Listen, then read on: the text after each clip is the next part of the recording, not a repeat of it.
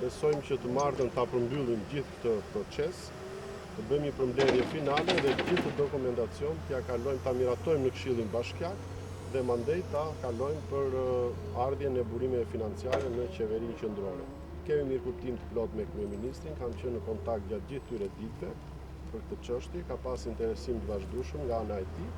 dhe sigurisht që besoj do të gjenden edhe në rrugët dhe mundësitë financiare për t'i kompensuar apo dëm shpërbyer të gjithë ta banorët që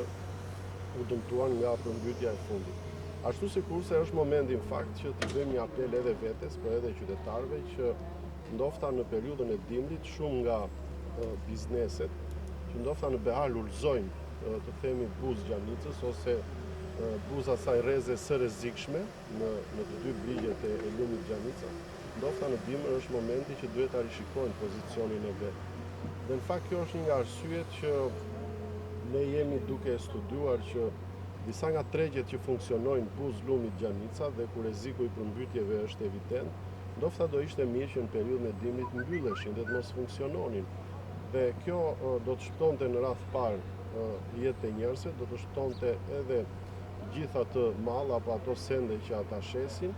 dhe sigurisht pastaj do të minimizonte edhe gjithë dëmet që mund të shkaktohen nga ky proces. Megjithëse ne shpresojmë që me përfundimin e këtij procesi që kemi nisur, sigurisht fjala përmbytje nuk do të dëgjohet më në qytetin e Fierit. Faleminderit.